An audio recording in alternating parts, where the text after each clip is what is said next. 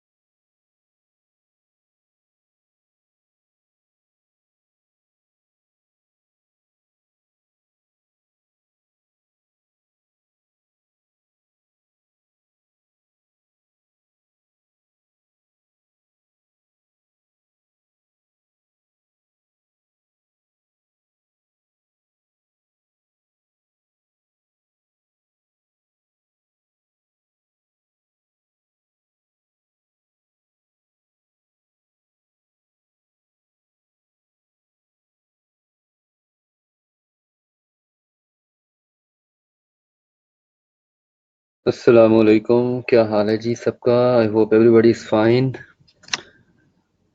नया साल आप सबको मुबारक हो एंड आई रियली होप कि ये साल आपके लिए कैफ की क्वालिफिकेशन लेकर आए and that is something important. बिल्कुल होगा ज़ेबा। हम इंशाल्लाह इसके दो टेस्ट करते होते हैं, एक पूरी बुक के फर्स्ट हाफ का और एक सेकंड हाफ का, but that is going to be somewhere in the third week of January and then in the beginning of February. ठीक है, तो ये हम डेफिनेटली करते होते हैं।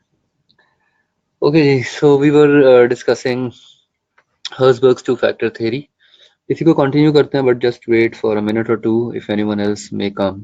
ठीक है, चलें जी, that's wonderful. It's your last attempt. Hopefully आप इस इंशाल्लाह इस अटेम्प्ट अपना कैफ क्वालिफाई करें।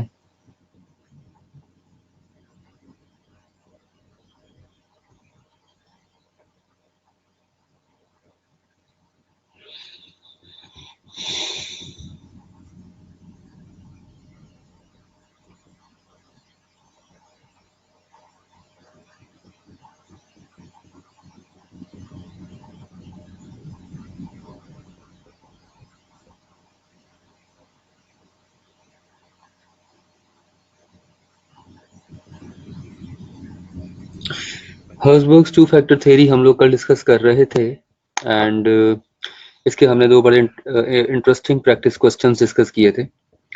There is another question, this Behbood hospital service, but this question does not belong to this theory right here. ये वाला सवाल यहाँ बिलोंग नहीं करता। इस क्वेश्चन को हम लोग जरूर रिविजिट करेंगे but we will talk about this question in reward system and motivation.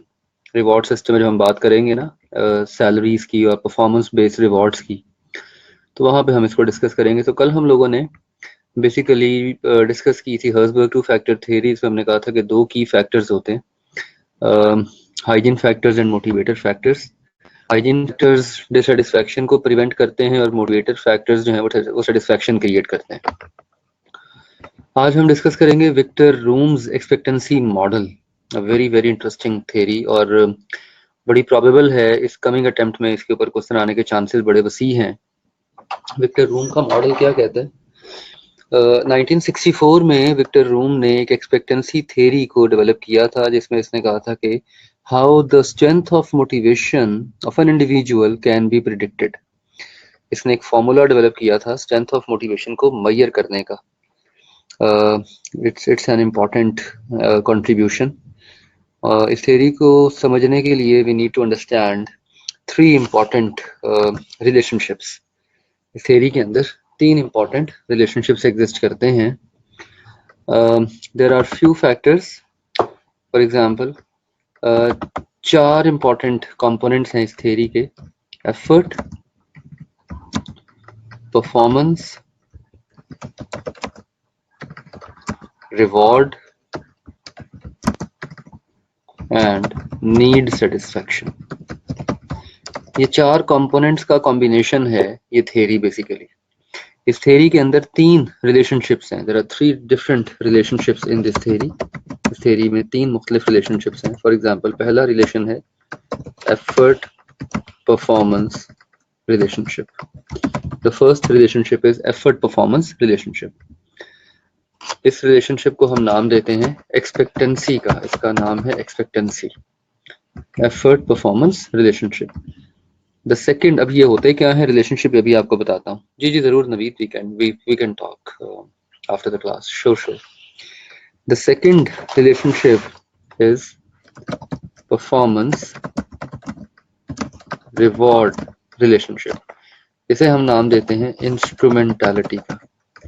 This is known as instrumentality. और तीसरा रिलेशनशिप है रिवॉर्ड नीड सेटिस्फैक्शन रिलेशनशिप। इसे हम कहते हैं valence. This relation is known as valence. तो विक्टर रूम कहता है कि बेसिकली मोटिवेशन जो है वो तीन चीजों का प्रोडक्ट है: effort performance, performance reward and reward need satisfaction. तो मोटिवेशन जो है that is basically the strength of motivation. Motivation की जो स्ट्रेंथ होती है,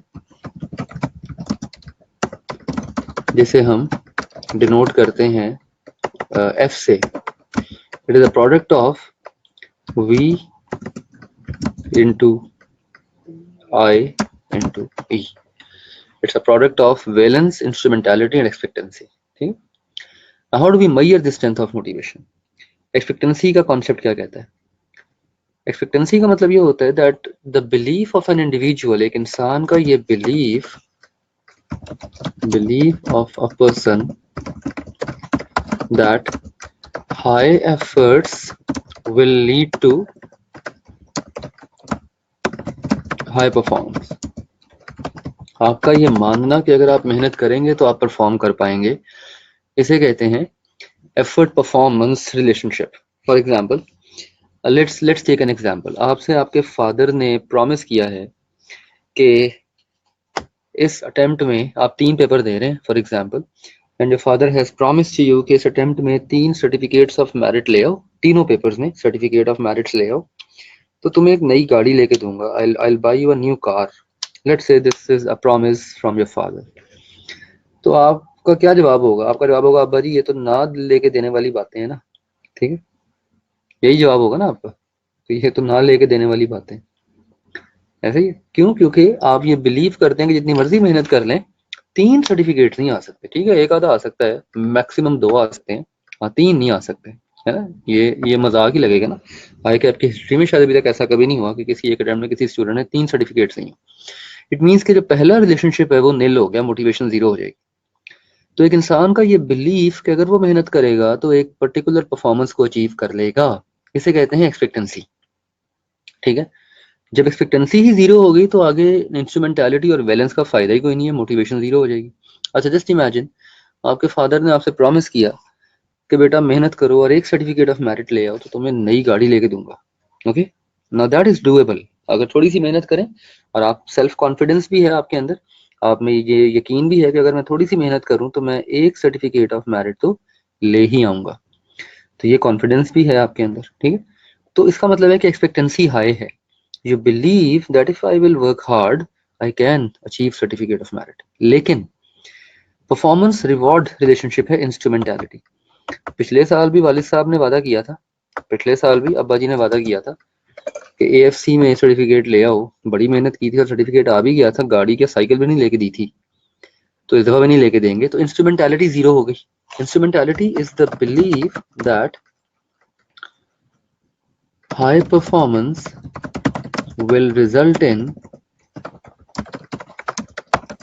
promised reward.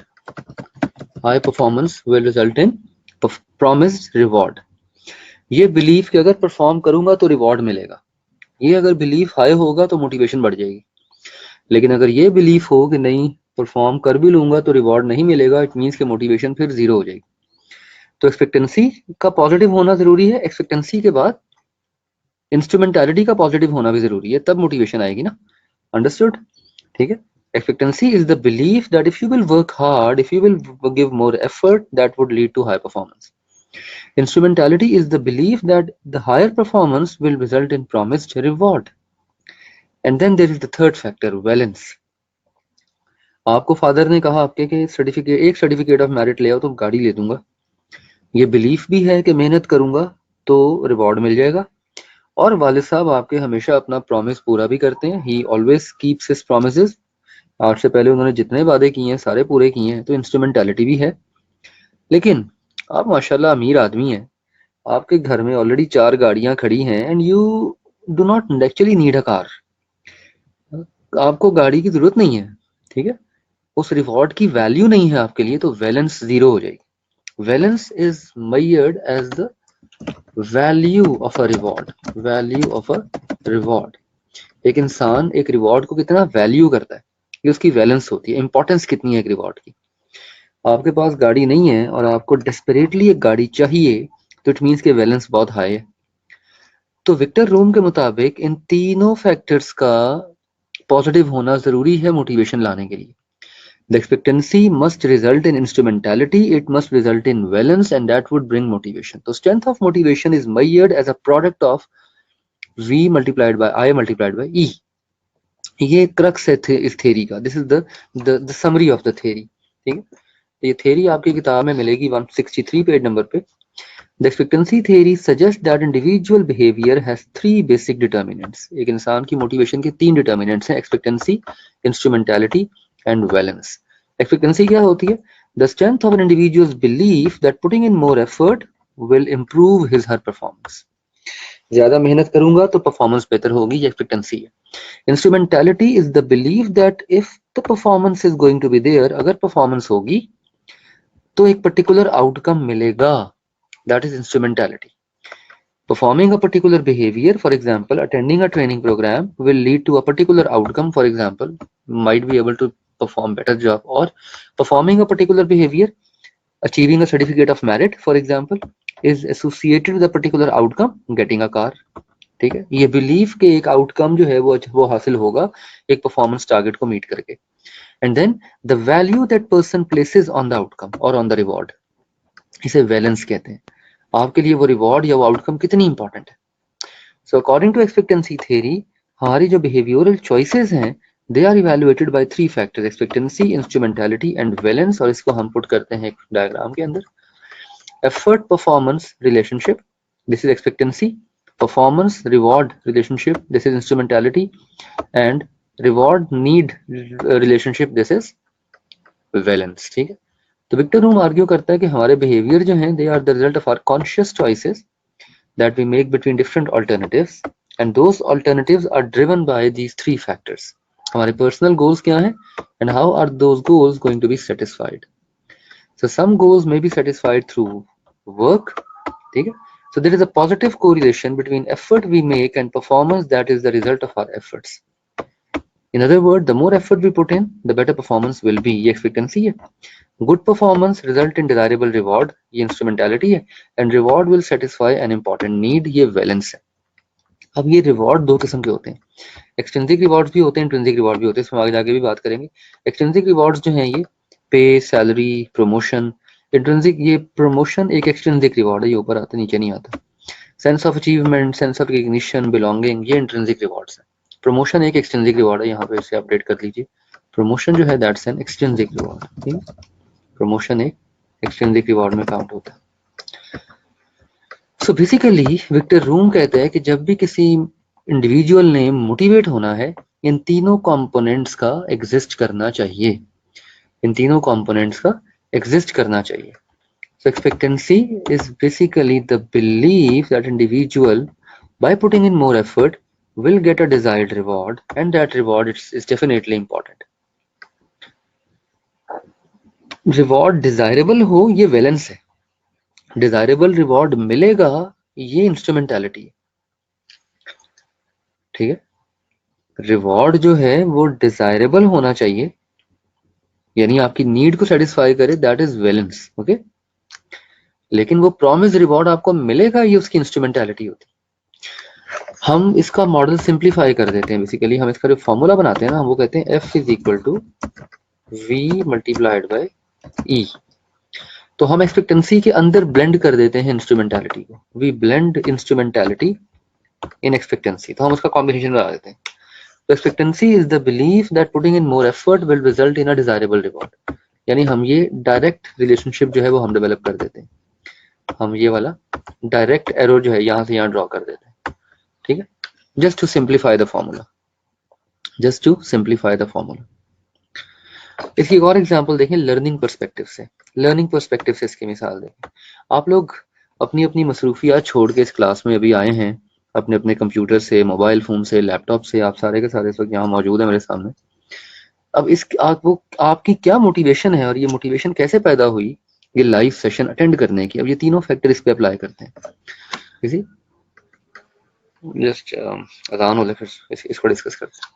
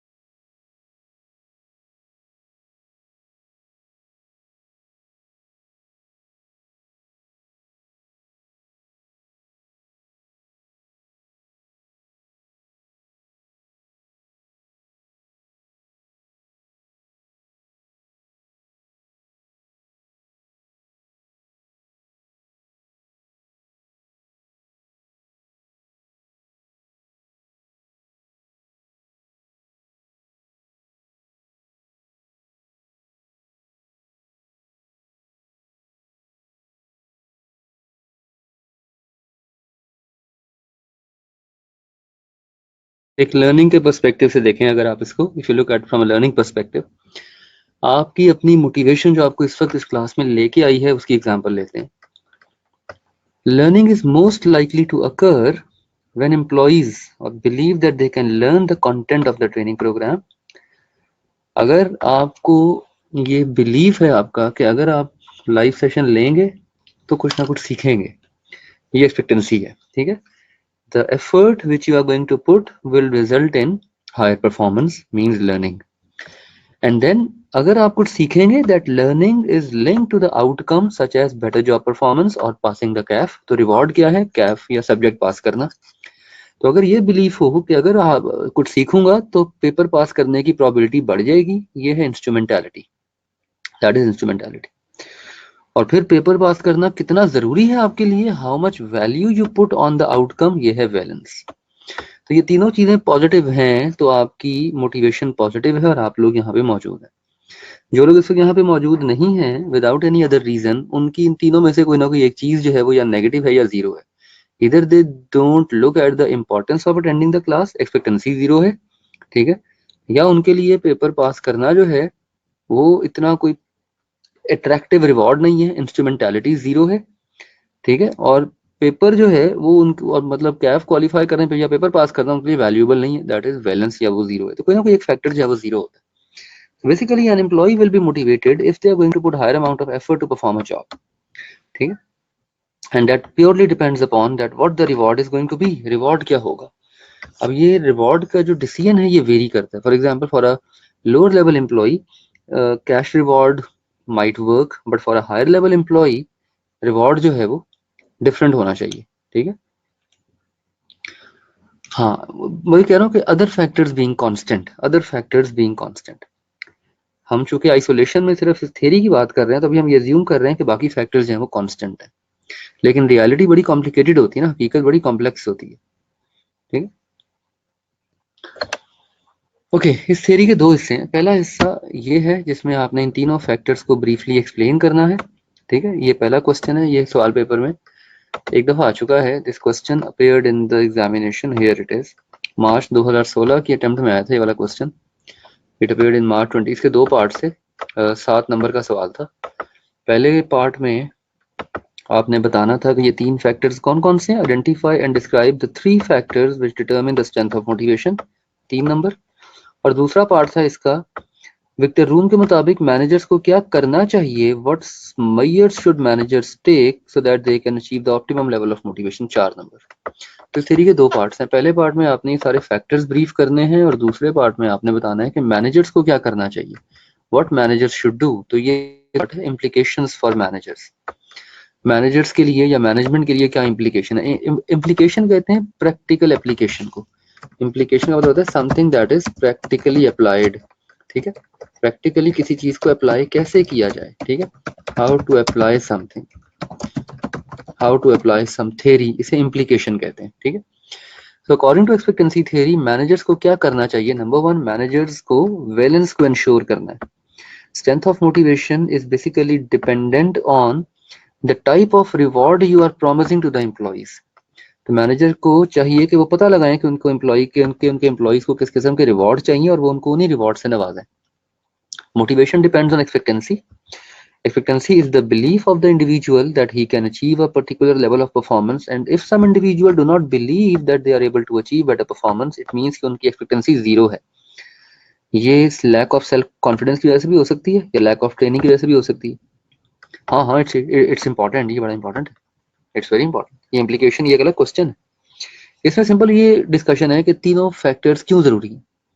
For managers what is the importance of each of these 3 factors. Valence इसलिए जरूरी है कि manager should know what their employees want, उनके एम्प्लॉइज क्या चाहते हैं रिवॉर्ड्स की शक्ल में.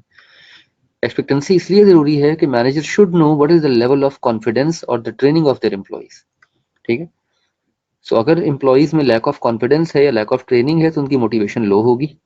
तो मैनेजमेंट को फिर यहाँ पे क्या करना चाहिए. Management must consider the ways of trying to increase the expectancy of their employees. और ये वो कैसे कर सकते हैं, उन्हें ट्रेन करके, उनको डेवलप करके, उनको रिसोर्सेज देके, उनको गाइड करके, सुपरवाइज करके.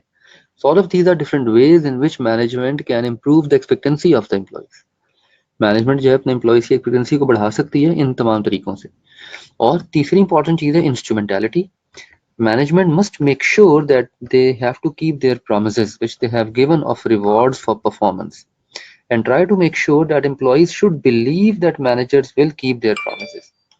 उनको ये मेक श्योर करना है कि एम्प्लॉयज ये बिलीव करें कि वो अपने वादे पूरे करेंगे, ठीक है ना। They have to make sure that employees should believe that they will keep their promises। ठीक, ये क्वेश्चन था, ये जो भी हमने डिस्कस किया क्वेश्चन, ये उसी का सवाल है। This was March 2016, question number 7 part B. Question number 7 का पार्ट बी था ये। पार्ट ए जो था इसका जो भी आपको दिखाया है उसमें सिंपल आपने 3 फैक्टर्स ब्रीफ करने थे। Here it is. Part A में सिर्फ 3 फैक्टर बताने थे, ठीक है। और पार्ट बी जो था इसमें बेसिकली ये पूछा था कि इम्प्लीकेशंस क्या है मैनेजर्स के लिए। तो ये 4 नंबर का जो पार्ट था ये आपकी किताब में भी गिवन है, एग्जैक्टली सेम क्वेश्चन है। Explain briefly the measures suggested by Victor Room which managers should adopt to achieve optimum level of motivation। ठीक है ना। तो ये वही चारों पॉइंट्स यहाँ पे ब्रीफ कर रहा है। फर्स्ट ऑफ ऑल एक्सपेक्टेंसी को प्रॉमिस करें, कैसे कर सकते हैं, रिसोर्सेज दे के और ट्रेनिंग एंड डेवलपमेंट करके, सुपरविजन से, गाइडेंस से, इंस्ट्रूमेंटैलिटी से, ठीक है, और वैलेंस से। तो मैनेजर्स को वो सारे काम करने चाहिए जो उनके एम्प्लॉयज की मोटिवेशन को बढ़ाएंगे। ये क्वेश्चन यहाँ पे अभी प्रॉपरली प्लेस नहीं है। इस क्वेश्चन को हम डिस्कस करेंगे जब हम बात करेंगे रिवॉर्ड सिस्टम की। Will talk about this system when we are going to talk about reward system, जो कि मॉडर्न थ्योरीज के बाद आएगा। सो विक्टर रूम की थ्योरी में 2 इंपॉर्टेंट पार्ट्स हैं। पहला पार्ट वो कौन से 3 फैक्टर्स हैं जो मोटिवेशन को ड्राइव करते हैं, और दूसरा पार्ट इम्प्लीकेशंस क्या है विक्टर रूम की थ्योरी की मैनेजर्स के लिए। आखिरी थ्योरी है under the umbrella of process theories, and that is McClelland need theory. David McClelland ने 1970s में एक मोटिवेशनल नीड थ्योरी प्रेजेंट की थी, बड़ी मजे की थ्योरी है।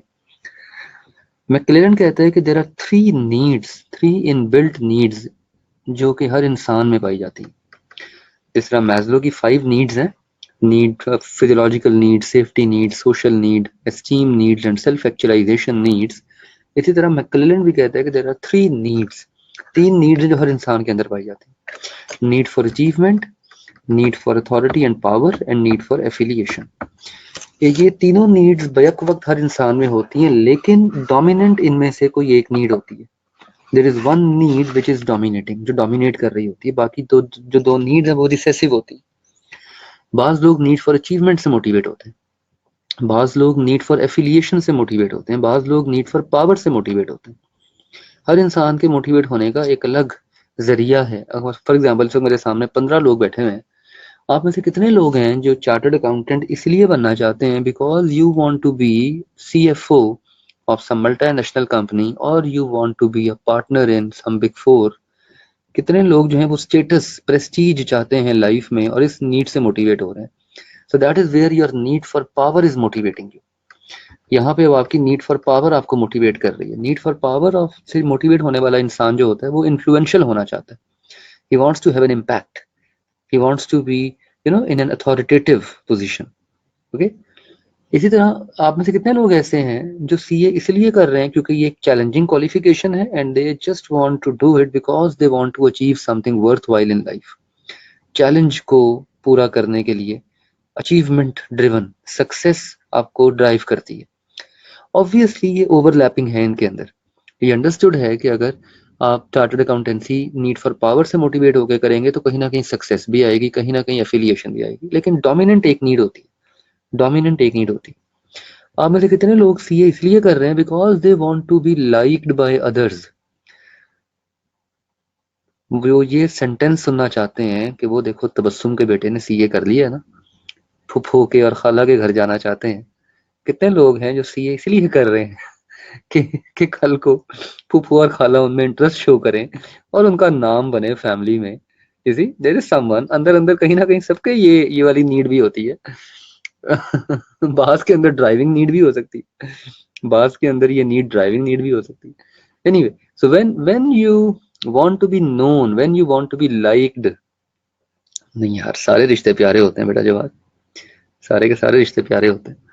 So when you want to be known, when you want to be liked by others, affiliated, you see, ये need for affiliation होती।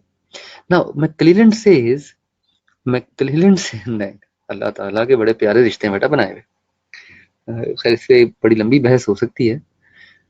इंसान में और जानवरों में जो चीज तमीज करती है वो बॉन्डिंग और रिलेशनशिप्स होते हैं, ठीक है।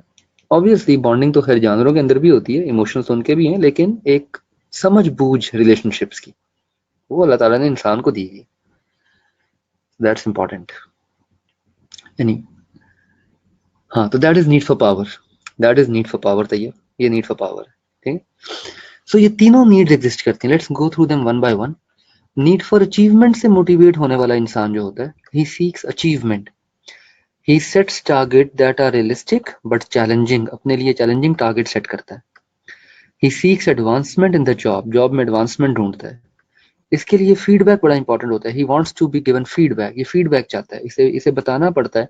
आप में से कितने लोग ऐसे हैं जो जब टेस्ट होता है तो डेस्परेटली इंतजार करते हैं कि टेस्ट मार्क होके वापस अपलोड हो ताकि अपनी गलतियां देख सके। There are some people who actually want, yes, so they are the people who are driven by the need for achievement. इनके अंदर फीडबैक इंपॉर्टेंट होता है, ये चाहते हैं कि इनको पता लगे, ठीक है।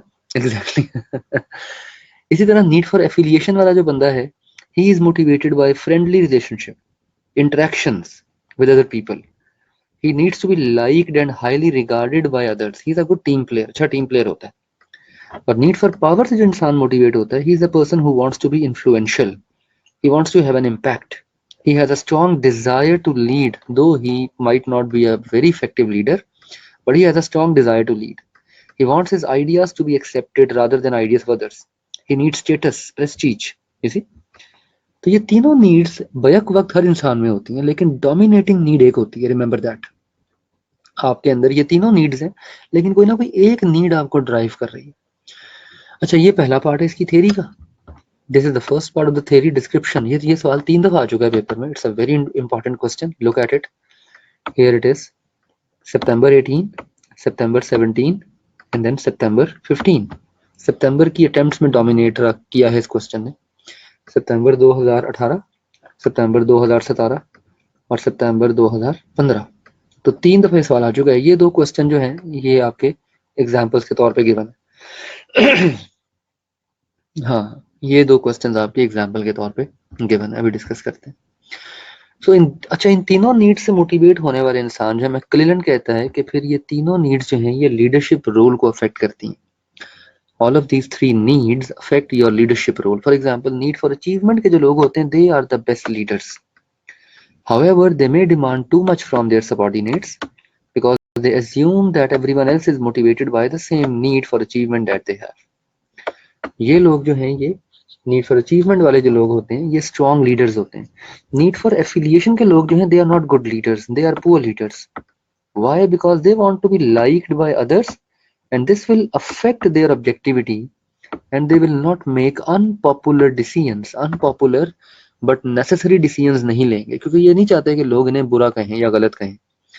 तो ये फिर क्या करेंगे, ये लोगों की सुनते रहेंगे। और ये बात, क्योंकि बाज़ दफा लीडर्स को बड़े क्रिटिकल मौकों पे डिसीजन मेकिंग करनी पड़ती है, सख्त डिसीजन लेने पड़ते हैं। तो चूंकि नीड फॉर एफिलिएशन का बंदा जो है ये मोटिवेट होता है by the liking of others, so he will not take critical decisions. इसी तरह नीड फॉर पावर जो है, ये भी अच्छे लीडर्स नहीं बनाते। Why? Because need for power इनको ड्राइव करती है and they want to be authoritative. ये चाहते हैं कि ये अपनी बात मनवाएं। इनमें पीपल स्किल्स का फुकदान होता है। ये हम इंशाल्लाह अगला पूरा चैप्टर पढ़ेंगे लीडरशिप के ऊपर, तो वहां पे ये आइडियाज और क्लियर हो जाएंगे कि पुअर लीडरशिप और इफेक्टिव लीडरशिप क्या होती है। नेक्स्ट चैप्टर में बहुत डिटेल में डिस्कस करेंगे। So they lack people skill and they lack flexibility, so they want to be authoritative. इनकी कमिटमेंट जो है अपने गोल से वो इतनी रिजिड होती है कि वो फ्लेक्सिबल नहीं होते ये लोग, ठीक है। नीड फॉर अचीवमेंट का जो पहला पॉइंट है, it says that the people seeks achievement, targets for achievement should be realistic. अपने टारगेट खुद सेट करते हैं, but the target has to be realistic, हकीकत में मबनी होना चाहिए। चैलेंजिंग हो लेकिन अचीवेबल हो, चैलेंजिंग बट अचीवेबल। तो ये नीड फॉर अचीवमेंट के लोगों का खासा होता है, ये उन लोगों का एट्रीब्यूट होता है। नीड फॉर अचीवमेंट को, अच्छा ये वाला, हाँ एग्जैक्टली, ये देखो ना, नीड फॉर अचीवमेंट वाले जो लोग हैं, इन्हें लगता है कि बाकी सब भी अचीवमेंट ड्रिवन है, ठीक है। तो they might demand too much from their employees. ये अपने एम्प्लॉइज पे अननेसेसरी डिमांड्स रख सकते हैं, क्योंकि इनके नजदीक अगर मैं अचीवमेंट ड्रिवन हूँ तो फिर बाकी भी अचीवमेंट ड्रिवन होंगे। They believe that if I am achievement driven then others are also achievement driven, बाकी जो है वो भी अचीवमेंट ड्रिवन है, so they might demand too much from the employees. ठीक है, ये सिर्फ पढ़ लें, ये कमेंट्री है सिर्फ. अचीवमेंट मोटिवेटेड इंडिविजुअल्स जो हैं, they make things happen and get the results, they set the goal that they can influence, this is the characteristics of successful businessmen. ठीक, हाँ, they demand to do more, yes, they demand to do more from the employee. They consider achievement more important than financial reward. Financial reward is more important for need for power people. इसी तरह they need to achieve a task for inner satisfaction rather than praise or thanks from others. Praise and thanks from others जो हैं, ये किस need से motivate होने वाला इंसान चाहेगा? कौन सा इंडिविजुअल दूसरों से शुक्रिया और प्रेज एप्रिसिएशन चाहेगा? किस नीड से मोटिवेट होने वाला इंसान? Need for which need will motivate, हाँ शाबाश, नीड फॉर एफिलिएशन, राइट. इसी तरह फाइनेंशियल रिवॉर्ड्स, हाँ एग्जैक्टली. इसी तरह फाइनेंशियल रिवॉर्ड्स और स्टेटस और पावर, ये कौन चाहेगा? Who will want status? किसके लिए प्राइम मोटिवेटर हो? Status is a prime motivator for need for power people. तो ये नीड फॉर अचीवमेंट वालों के लिए ना स्टेटस प्राइम मोटिवेटर है, ना इनके लिए प्रेज और थैंक्स प्राइम मोटिवेटर. इनके लिए प्राइम मोटिवेटर जो है वो इनकी अचीवमेंट है, सक्सेस है. ये क्वेश्चन था जी पेपर में. This was the question in September 17. ये सितंबर 2017 की अटेम्प्ट थी, आई गेस क्वेश्चन नंबर था, this is September 17, question number 6 का पार्ट ए था. लेट मी शो यू, मेरा ख्याल है यहाँ ओपन हुआ होगा मेरे पास. September 17, yes, question number 6 part A. हाँ नहीं सॉरी, वो फिर ऑटो में 18 का था. September 17 का क्वेश्चन आगे है. Okay, so this is the question of September 17, not this one, ये वाला नहीं.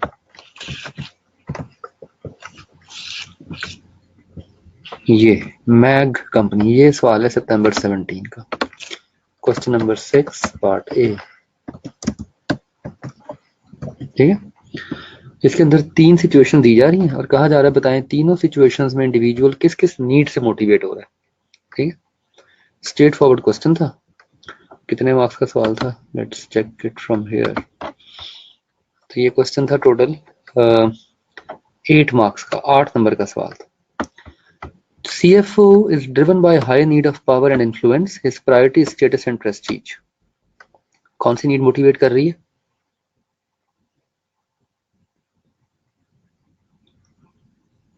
Need for power.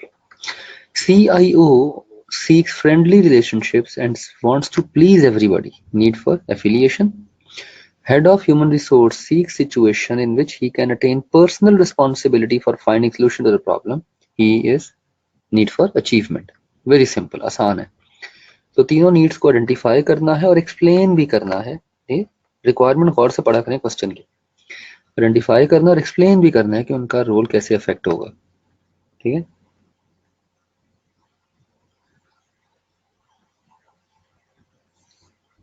जी मौसम, आई विल. ठीक है, सो ये बेसिकली क्वेश्चन था 8 मार्क्स का. और इसके बाद क्वेश्चन था ऑटम 18 में.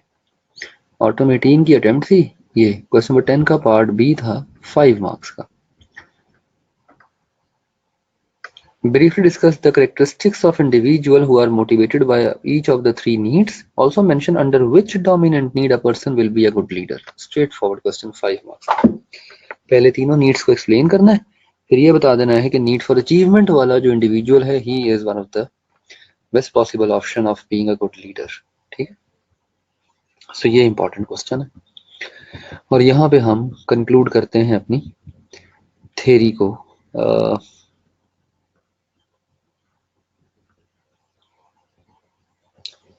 मौजम, ये हमने डिस्कशन यहाँ से स्टार्ट की थी जी, एक्सपेक्टेंसी मॉडल से, यहाँ से हमने स्टार्ट की थी.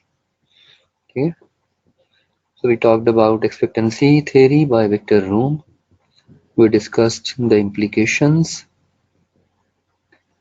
then we discussed practice question. ये आगे आएगा टॉपिक, इंट्रिंसिक और एक्सट्रिंसिक रिवॉर्ड का टॉपिक आगे आएगा. इंट्रिंसिक रिवॉर्ड वो होता है जो हम खुद अपने आप को देते हैं, किसी काम को करके जो सेटिस्फेक्शन महसूस होती है, यस पेस्टल इंपॉर्टेंट है। अभी तक सिर्फ वैसे ब्रॉडली स्पीकिंग इस पे सिनेरियो बेस्ड क्वेश्चन एक ही आया है, लेकिन ये बड़ा इंपॉर्टेंट है, इसके ऊपर कॉन्सेप्चुअल अंडरस्टैंडिंग आपकी होनी चाहिए। और तैयब एक्सट्रिंसिक रिवॉर्ड वो होता है जो कोई और कंट्रोल करता है आपके लिए, प्रमोशन, बोनस, कार, ये सारे एक्सट्रिंसिक रिवॉर्ड्स हैं, ठीक है। ये आगे टॉपिक आएगा पूरा हमारा इंट्रिंसिक और एक्सट्रिंसिक रिवॉर्ड के डिफरेंस के ऊपर। सो यहाँ से हम आते हैं मॉडर्न थेरीज के ऊपर, कंटेम्प्रेरी थेरीज के ऊपर। आज हम हायरार्की पढ़ेंगे गोल सेटिंग की। गोल सेटिंग का प्रोसेस क्या है, मिशन स्टेटमेंट क्या होती है। नहीं, चलो सिर्फ ये हायरार्की देख लें, ये आसान है, ठीक है। और मिशन स्टेटमेंट देखना भी हमारे पास है 5-7 मिनट। 5 थेरीज हमने पढ़नी है कंटेम्प्रेरी थेरीज के अंदर, ठीक है। We have to discuss 5 theories. Number 1 goal setting theory. और गोल सेटिंग थेरी सबसे लंबी थेरी है, तभी ये थेरी 7 दफा आ चुकी है पेपर में, 7 टाइम्स। एमबीओ भी इसका हिस्सा है, MBO is also part of goal setting theory.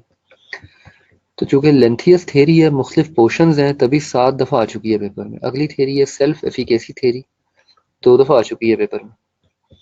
अगली थेरी है law of effect and reinforcement theory, I guess 3 दफा आ चुकी है पेपर में। लॉ ऑफ इफेक्ट एंड, ये देख लें आप, ये चेक कर लें, गोल सेटिंग थेरी के ये टॉपिक्स हैं यहाँ तक, एमबीओ तक, ये देख लें। तो आप काउंट कर लेना यहाँ तक टोटल नंबर ऑफ क्वेश्चंस को, ये यहाँ तक। तो 3 ये हैं, 4 5 6 7, 7 दफा आ चुकी। और सेल्फ एफिकेसी थेरी 2 दफा आ चुकी है। रीइंफोर्समेंट थेरी 3 दफा आ चुकी है। इक्विटी थेरी 1 दफा आ चुकी है। बड़ी पसंद हैं ये थेरीज एग्जामिनर को, और ये सारे बड़े हॉट टॉपिक्स हैं। मैंने आपको बताया था कि ये थेरीज मैंडेटरी हैं, पेपर में आती ही आती हैं। You can not take a chance of skipping any of these theories. आएंगी डेफिनेटली आएंगी, ठीक है।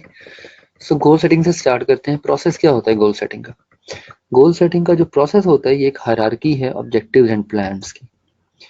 सबसे पहले, जी बिल्कुल, थेरीज मैंने आपको याद होगा ब्रीफ किया था। फर्स्ट चैप्टर की थेरी, सेकंड चैप्टर के कंपैरेटिव फोर्सेस के 4 model, third chapter organizational structure की टाइप्स, 7th और 8th चैप्टर की थेरीज, और 11th चैप्टर। ये तो आपके सब्जेक्ट को पास करने की रूह है, ये तो आपके सब्जेक्ट को पास करने की रूह है, ओके।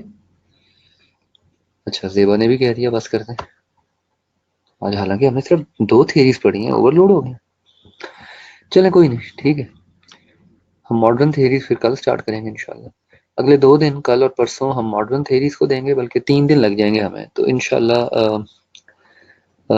हाँ, ये रूम मैं स्केच कर देता हूँ, बल्कि ये मैं व्हाट्सएप कर देता हूँ, ठीक है। The core areas that are important to pass the paper, ये मैं अभी आपको व्हाट्सएप करता हूँ। तो 3 दिन अगले यानी सैटरडे तक इंशाल्लाह हम कंक्लूड कर लेंगे अपनी ये सारी थेरीज को। मंडे को प्रोबेबली या ट्यूसडे को होपफुली हम इस चैप्टर को वाइंड अप करेंगे, ठीक है। और फिर हम इंशाल्लाह जंप करेंगे 8वें चैप्टर के ऊपर। 8वां chapter, yet another important chapter is there, beautiful chapter, giving you a lot, giving you 3 areas of theories: trade theory, style and contingency theories of leadership. Very important chapter, काफ़ी कुछ है इस chapter के अंदर, ये डिस्कस करेंगे इंशाल्लाह। और बस 8 चैप्टर के बाद ज़िंदगी आसान हो जाएगी, जिस तरह मैट्रिक के बाद आपकी ज़िंदगी आसान हो गई थी इसी तरह 8 चैप्टर के बाद भी आपकी ज़िंदगी आसान हो जाएगी, ठीक। इस चैप्टर 5 की रिकॉर्डिंग सुन लो ना Naveed, you can listen to the recordings, ठीक है। रिकॉर्डिंग सुनो। वेल, तैयब इसका बेस्ट वे आउट तो ये है बेटा कि अब आप साथ साथ लेक्चर्स की रिकॉर्डिंग सुने, जो आपके पिछले कंटेंट मिस हो चुके हैं। Dedicate some extra time, start preparing one by one, topic by topic लेके चलें।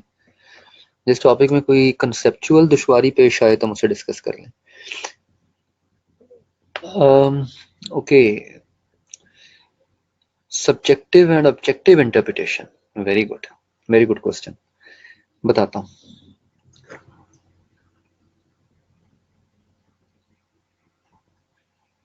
सूरज की शेप क्या है? What is the shape of the sun?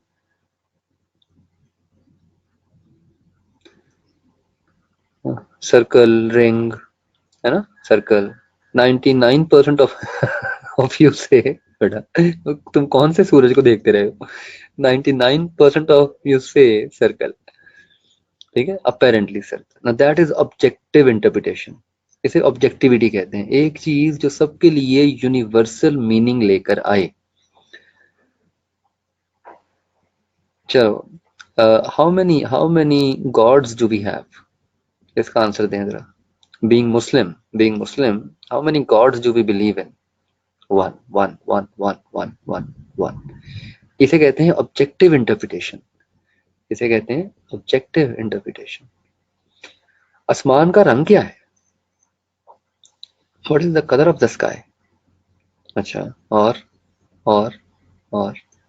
Black, blue, black, ठीक है, हॉलो है, कलरलेस। इसे कहते हैं सब्जेक्टिव इंटरप्रिटेशन। इसे कहते हैं यानी हर कोई अपनी परसेप्शन से इंटरप्रेट कर रहा है आसमान का कलर,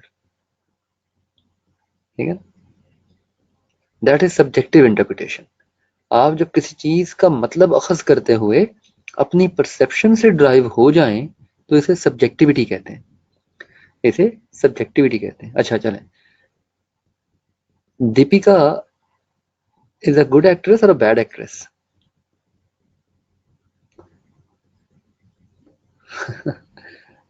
वेरी वेरी बैड। अच्छा, और टॉल वन? नहीं, मैंने गुड और बैड पूछा है, मैंने ये नहीं पूछा उसकी हाइट कितनी है, उसके उसके स्पेक्स नहीं पूछे मैंने आपसे। ओके, कोई कहेगा अच्छी है, कोई कहेगा बुरी है, इसी दैट इज सब्जेक्टिव इंटरप्रिटेशन, इसे कहते हैं सब्जेक्टिविटी। Got it? होप ये एग्जांपल से आइडिया क्लियर हुआ सब्जेक्टिविटी और ऑब्जेक्टिविटी का।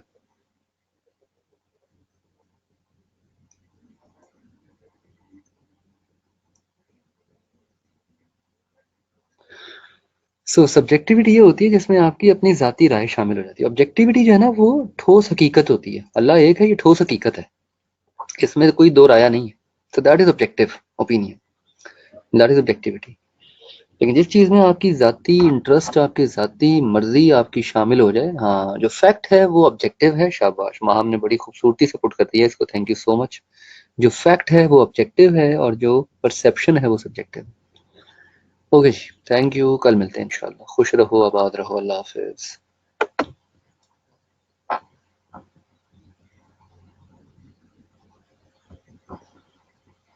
हाँ Naveed, you had to ask something regarding second chapter, तो बेशक मुझसे पूछ लेना व्हाट्सएप पे, या was that all about PESTEL, वही पूछना था सिर्फ। अगर फर्दर कोई डिस्कशन चाहिए तो you can come to WhatsApp. Okay, done, great, thank you, अल्लाह हाफिज। अच्छा जी, स्क्रीनशॉट लेना है, जस्ट अ मोमेंट, स्क्रीनशॉट ले लें प्लीज, मैं ऊपर कर देता हूँ, यहाँ से हमने स्टार्ट किया था।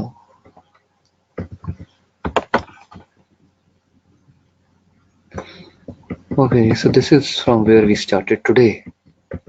हमने आज यहाँ से स्टार्ट किया था, ठीक, इस सफ़े से। चलो नवीद फिर प्लीज यार व्हाट्सएप कर देना please, Mauzam will take it from there. Mauzam, Naveed WhatsApp कर देगा, वहां से ले लीजिएगा, ठीक है, थैंक यू, अल्लाह हाफिज।